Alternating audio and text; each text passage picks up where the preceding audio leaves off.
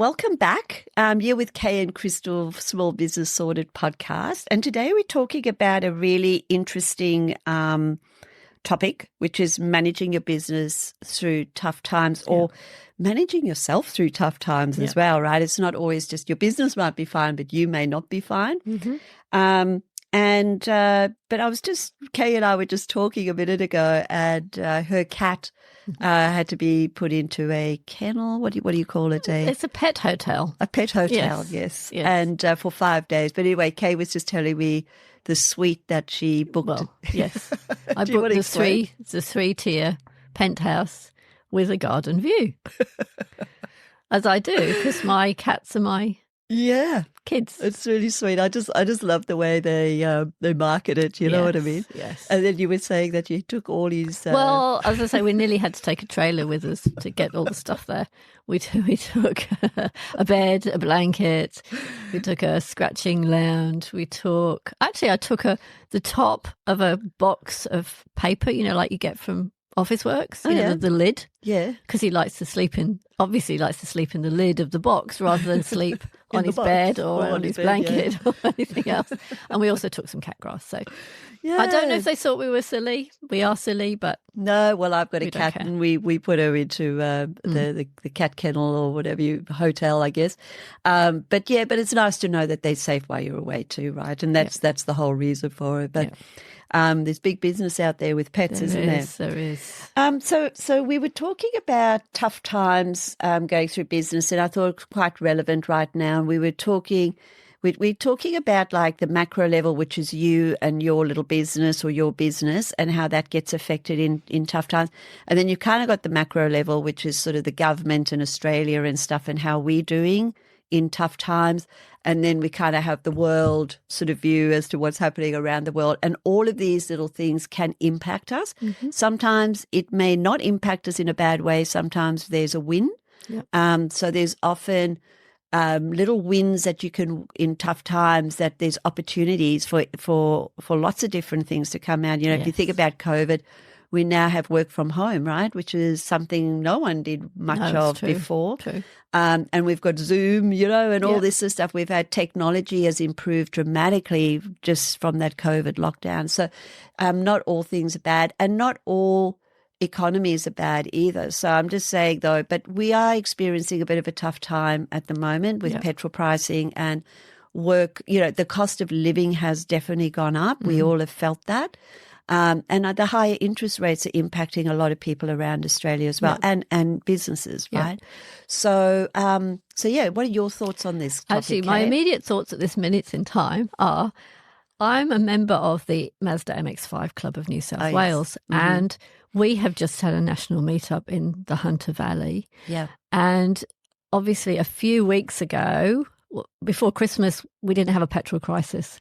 But now, well, just before we actually left to get to do the runs, obviously petrol has now become expensive, and it's not scarce yet, but we were certainly worried we might have to actually cancel the whole thing because A, petrol's expensive, B, we thought we might not be able to get the petrol. To get home, right? Well, exactly. And C, other people, it's almost like a moral thing. Would we feel right driving around in our Mazda MX-5s in the Hunter Valley when people are suffering and can't get petrol? Yeah. In actual fact, it didn't, or it hasn't yet got to that stage. We did go on our little trip. Yeah. There's certainly that's how it's affected me so far. The latest crisis. I'm sure there'll be other effects that'll and look, it affects us all in different ways, doesn't it? And I think I might just go back to the mental health. I feel that when there's a lot of bad news, right? So, you know, we've got the war, we've got this, we've got that, we've got the budget. I feel like there's often we get oversaturated with bad news, and that can actually affect our mindset. Yeah. And even though our business might be trading okay, but if we are affected quite badly and we take our eye off off what's happening in the business, or we get a bit more sort of not depressed, but we feel it, and we just like worry more, or we don't sleep better. All of that impacts everything in your life and also your health. And I feel like sometimes we just have to just be aware of, are you scrolling too much and then your feeds are just picking up all the doomsday stuff, or you're listening to the news too much. I know my mum, God bless her, when she was alive, she watched the news morning, noon, night, afternoon. I mean, that news was coming on every hour. Right? And she used to be I just stopped watching all news, and she used to be my, did you see that, Crystal? So whenever there was a real problem, I used to get it from my mum. But now, we do need to be aware of things. But I do feel that mental wellness and mental health is something we really have to be we need to be aware of it, and we need to catch ourselves. And there's a saying where you need to stand guard at the entry of your mind to what you allow to go in. Yeah. Talking about tough times, like you said, don't have to be necessarily things from the outside affecting you. They can be relationships, abusive relationships can be a tough on you. Other family members may be sick.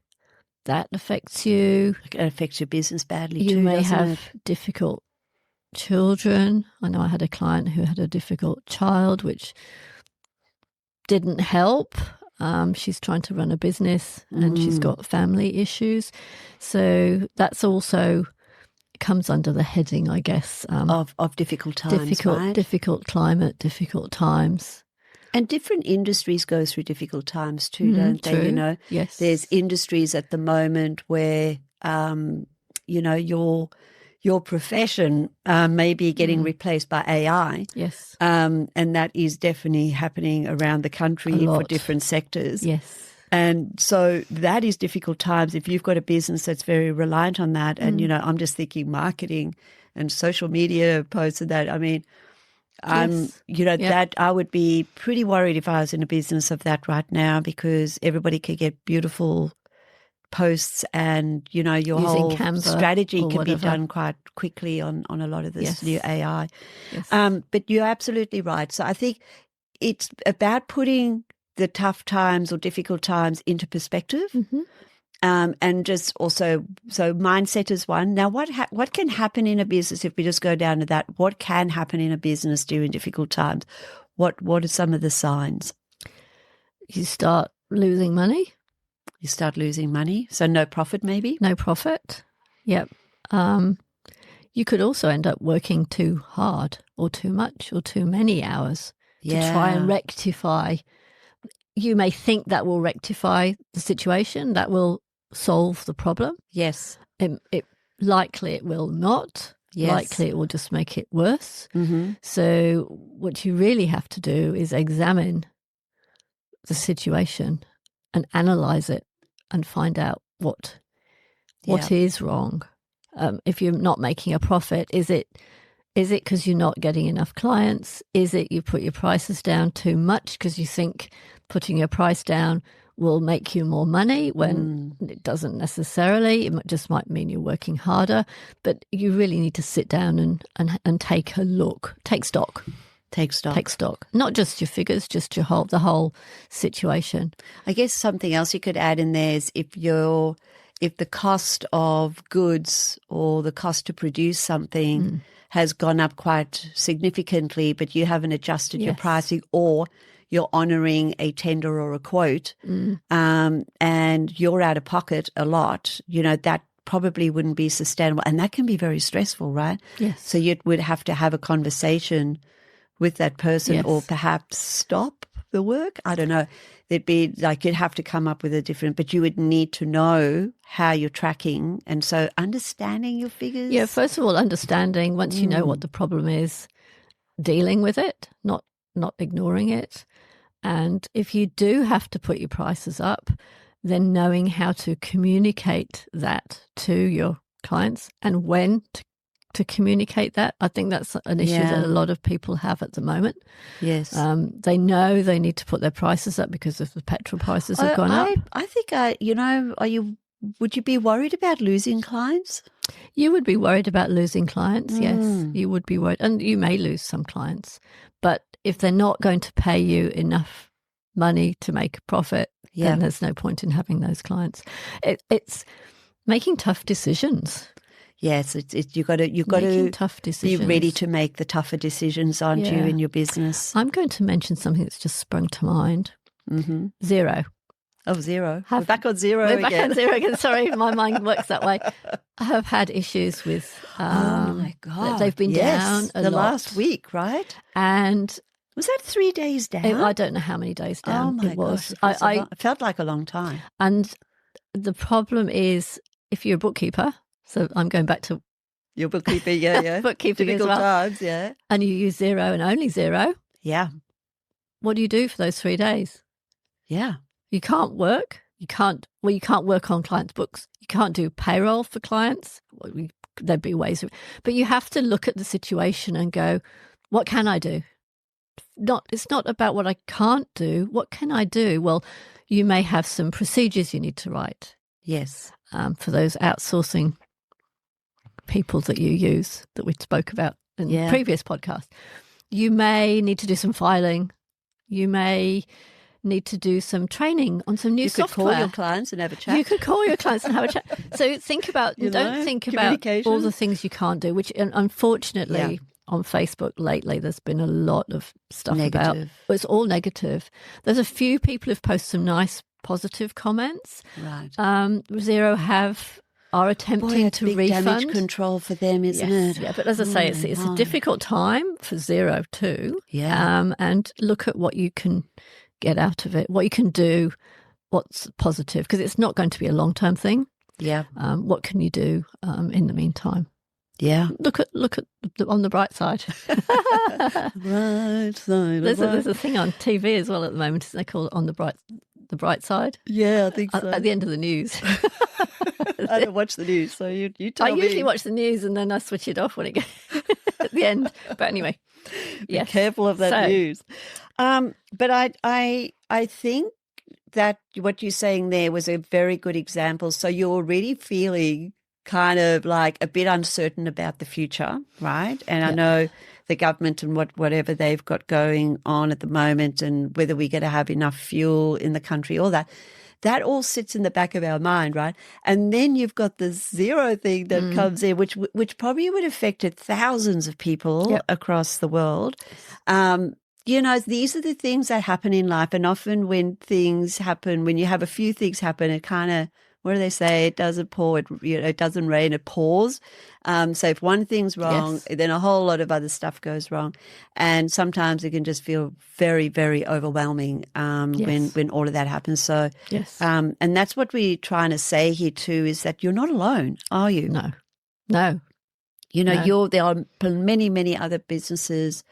What could somebody do if they are feeling a bit down or they are feeling like a bit overwhelmed in their business? What could they do? Do you eat a bar of chocolate? I don't know. What could they do? I would talk to other business owners. I'd get in touch with people, who are in the same boat. That's what I personally would do. I don't know what you would do if... I think, talking to other people and just knowing that just hearing similar stories is more comforting. You could speak with your accountant, I guess, because they would probably be hearing lots of different things. I know you shake your head. No, I don't. I'm just being silly. But they could be, especially if you're worried about something or cash flow or you're not understanding something. Talk to your bookkeeper. Talk to your bookkeeper. You could talk to a business coach as well, but I feel like, or you could go to a networking group and meet other business owners there.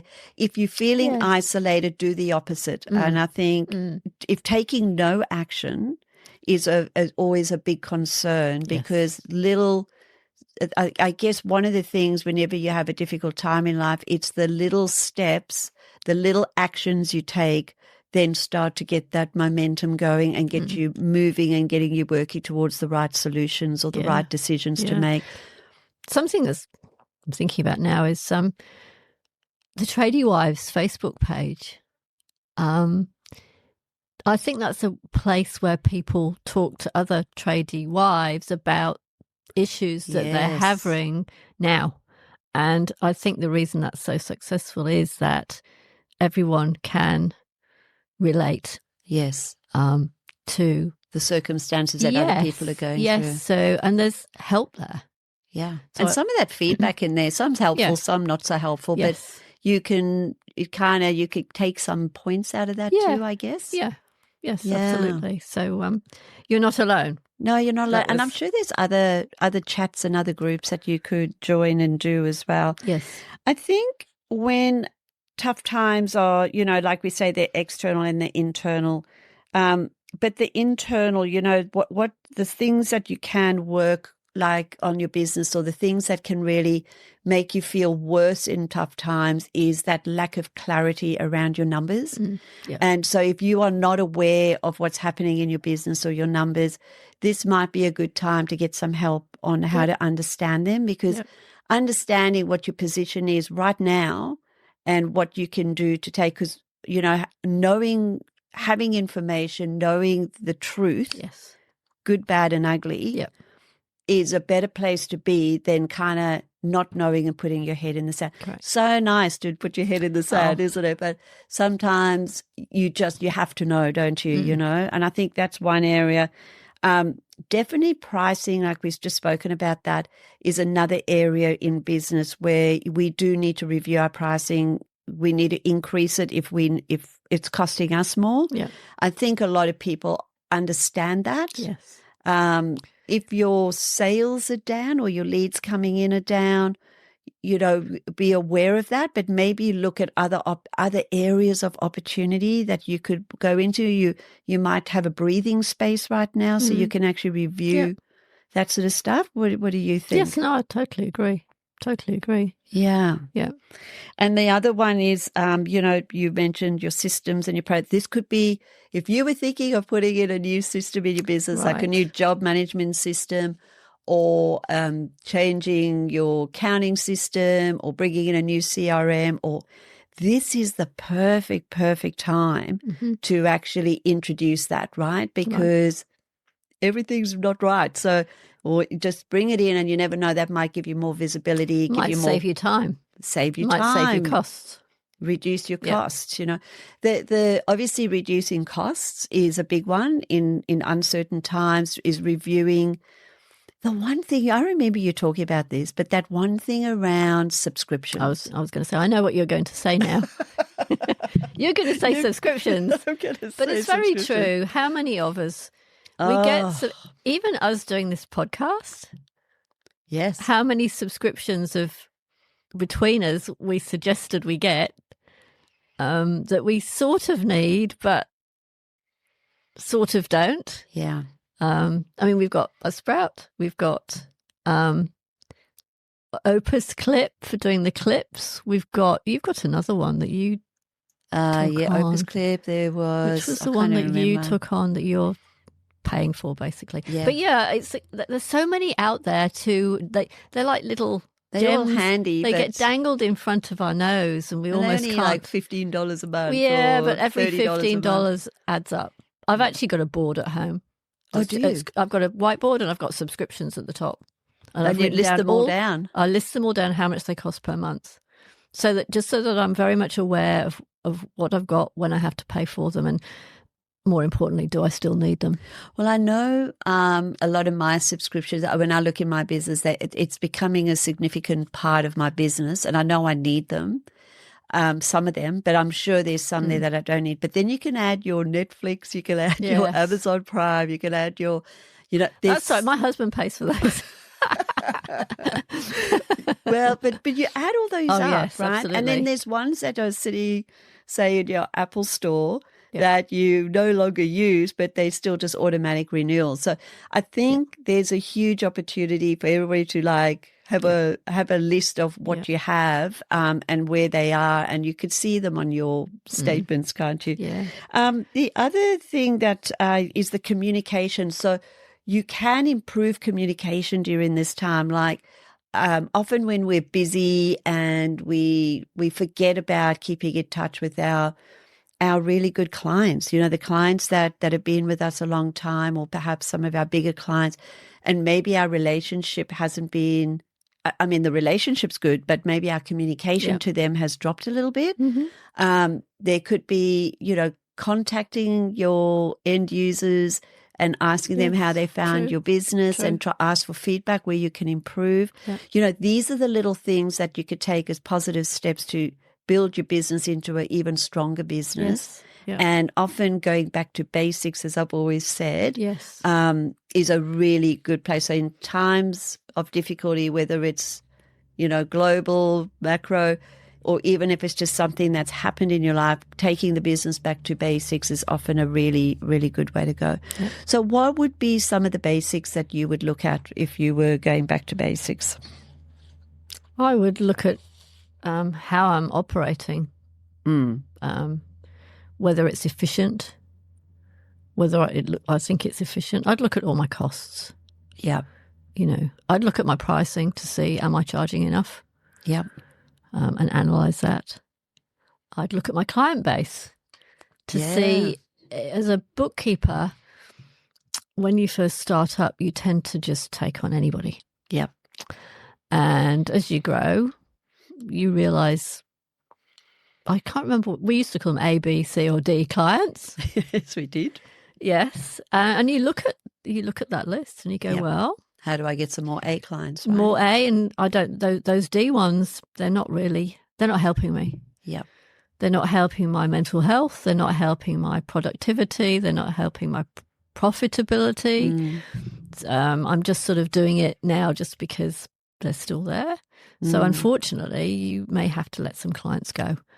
But then you make room for the better clients and new clients, the ones that will basically pay you more money, I guess. But, you know, the ones that are more rewarding to work with. Now, that's a service-based business. I'm not sure about I think it applies across many businesses. We all need customers, right? So we all have good customers and, you know, the E-style customers that take up a lot of our time and money, but they don't always pay well, or they may not buy as much, you know? And back to tradie wise again, but there was a question on there about someone had quoted, you know, a job, and then the client had come back and gone, you know, can you reduce it? And then they had, and then they'd come back and said, can you, I don't know, reduce it some more or whatever? And the question was, how much do I reduce it? What do I do? And most people just went, enough's enough. Enough's enough. Yeah, enough is enough. So, even if it's difficult times, taking on that client that isn't going to make you money. Take a lot of your time, but it'll make you money. Isn't worth it. It's not the way to go. Just maybe you're in the wrong business. Maybe you need to change your business. But at least you'll be able to, if you look at your figures, you will be able to work out. Is that what I should do, or what should I do? And I think following up on your outstanding monies, like that would be back to basics. You know, how often are you following up on invoices? I should have thought about that first. But I didn't. No, you didn't. You thought about A, B, C, D, E. Yes, I did. But I think doing the following up on your outstanding, I don't know if it was on TradingWise or another area, but there was somebody who was saying that they didn't realize it because they'd been so busy and had taken they were growing. They'd taken on a couple of new areas, and they had forgotten to follow up on some of the outstanding monies, and they had close to $200,000 sitting in outstanding monies. And I just went, whoa, no wonder you got a cash flow problem. So so I think going back to basics. So outstanding monies for me, follow that up, get that money in. What are your terms with people? If there's very slow payers, you know, you could do that outstanding monies over a whole year if you want and see exactly which months, and start off with the more recent ones and then work your way through, because the older they are, the less chance you've got of getting that money. But introducing maybe like a direct debit system, or you take a deposit, or you take you pay 50% up front, or you pay at completion of job. What's wrong with that? Or completion of service. What's wrong with that? And then the other thing is getting back to, what your staff hours are.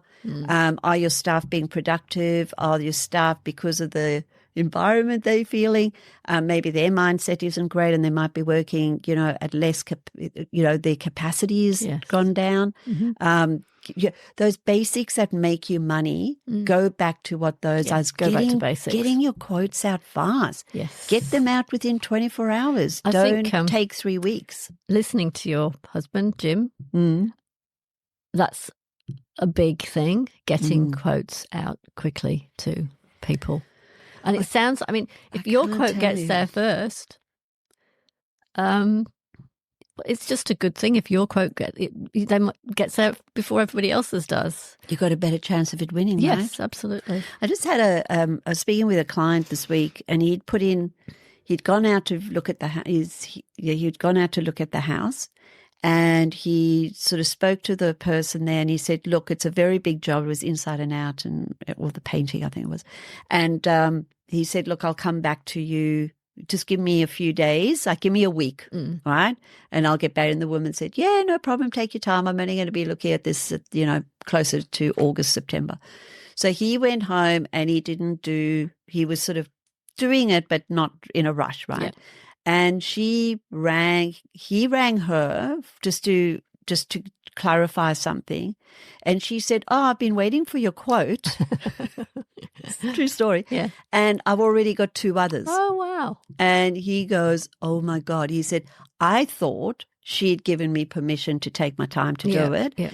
And I said, you can never, ever, ever expect that. And I think if you could get your quotes out first before anybody else, yes, some people may never send them in, but if you could get those out super fast, how impressed are you as a client? Oh, absolutely. Yeah. Love it. Don't you? I would love it too. Yeah. Something else that I liked, and I'm probably digressing a bit, about Hire a Hubby is the fact that you get people to do Google reviews when you finish the job. Yes. By leaving, I think you've got some cards or something. Yeah, we've got like a little pamphlet. So just as a bit of context, we've got a couple of, in Jim and I, we've got a couple of Hire a Hubby franchises as well. Plug for Hire a Hubby. But what we do is we actually have a little sheet of paper, and it's just got we've been at your house. So often clients aren't always at the house. That's nice too. Yeah, and it's just got who worked there, the date it was done, and then we ask for if you have any feedback for us, please. This is our number and everything.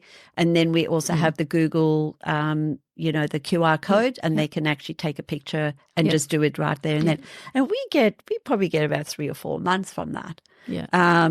We probably do about, I don't know how many jobs we do, but it's a lot, like probably 200-300 jobs a month. But to get that sort of continuous Google reviews, that definitely helps you get more leads, good right? Reviews, it gives you good leads. That's what I'm saying. So, this is something else that in hard times you can think about implementing things like this. Yes. That will hopefully bring you more leads in the future. The idea of focusing on the customer and getting everything to the customer the way the customer would like it. Yeah. So if you put yourself in the customer's shoes, what would they like? People love prompt return calls. People love getting their quote or their tender or whatever you do to, the pricing. People love to get their work booked in quicker. People love being over-communicated, send a, confirmation email that you've booked it in and what time you'll be there on the day. Let them know we're going to come, we'll be there in an hour, see you soon. Or send the invoices out fast. People hate it when the invoices come too late, because then you might have a budget for it now, but in 3 weeks' time you may not have a budget for it, right? Yeah. So it's just all those little things, the small things, the small steps, the back to basics. Getting those right, getting your staff to be more proactive and more customer focused, I think. Yes. Presentation. Absolutely. Yes. You know, are your staff looking the goods? You know, are they presenting well? How are they treating the customers? You know, are they, you know, I think it's all those little things that give it a wow, that give your business a better chance. Yes. Everybody's got good competition, right? Yes. There's a lot of people doing it well. Yes. So a lot of people not doing it well, but you want to be one of those that has that opportunity. Extra well. That extra well, yeah. Yeah, I mean, if it is tough times, some people are going to end up closing their businesses. Let's face it. So if you don't want it to be you, if you do all these things that we've been saying, analyze your business, look at your figures, and I think customer service is a huge one. Yeah. And during those times, the difficult times, look at your business and look at all the elements and see where you can improve. Yeah. And just remember that as a business owner, we have to make tough decisions in moments like these. Yes. And so, or any moments where something's not happening in your business, and it may not always be easy to do, but we are required to step up occasionally and do that. And sometimes letting staff go, if that's what it needs to happen, you know, or letting clients go that aren't working for you. I think just having those conversations, do it. It's like ripping off a Band-Aid, isn't it? Just do it fast. Just do it. Your business and you need to survive. Yeah. And you got to get through the best way that you can. But taking actions and small steps is just the way to do it, isn't it? The thing is, and don't take them too quickly. Don't just suddenly go, oh, it's all too hard. Be overreactive, you think? Yes. Yeah. I was a bit overreactive. What did you do recently? I bought. She bought a BYD because it was hybrid. And I thought, God damn it, if we got no fuel to drive around and we got to drive around, at least we can have an EV car that we can, or at least, I don't know, you get 1,000 Ks per tank or whatever. What's wrong with that, you know? I know, but I was quite reactive and it took about a month to get the car, and now we don't even have a problem with fuel at the moment. No, but you know where to park it. You've got too many cars. Never mind. Yeah, but anyway, that's what I did. But they were pretty reasonably, they had a special on, and I think that just kind of got my brain thinking. But I have to say though, with these tough times, I mean, we've got some opportunities that, like I find myself doing more study, more reading. Yeah. I kind of educate myself more. Spend some time with the kids. Not that would be you particularly. My adult kids. I don't know if they want to see me that often, but spending time doing the things that fulfills me, but also will improve me for the future as well. Yeah. And I tend to go into that with those. Well, I did do another reactive purchase, by the way. I've got no idea. You got no idea. What did you buy? Look, you know my background. I'm South African originally, right? Yes. And back in South Africa, when we lived there many, many years ago now, in the 80s, petrol theft was a huge thing. And because petrol prices were so damn expensive, right? So it was not cheap to run a car in those days. And probably still isn't, to be honest. But so people used to steal fuel a lot. Okay, yeah. And I just remember back in those days, you could put like a coil into where you pour the petrol in. And basically, if they get to stick a hose in, it can't go any further, so you don't actually get to the fuel. And so I looked on Amazon, and what do you know? Amazon sells them. And they were like $5 each or something. Anyway, I bought 4 and we've installed them in our cars. So I just thought if things get really bad, you know, and there's people will steal, right? And we will see a lot more of that. And I just thought, well, that's just my brain overreacting and overthinking things through. But anyway, we'll see. We'll see if that was a worthwhile purchase or not. Do you find that in difficult times you want to buy yourself? This is probably more a female thing than a male thing. Do you find you want to buy yourself something like comfort, something to make you feel better?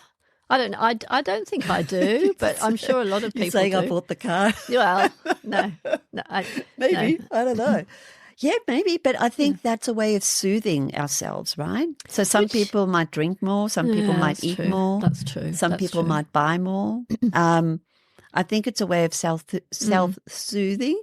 And I think the other thing that we got to watch out for when we want to numb ourselves out of not wanting to think about all the things that aren't working out for us, doom scrolling is just the new pastime for everybody. I don't know if you've noticed, but it just seems that, and there's a lot of bad things to watch and then you get hooked into that.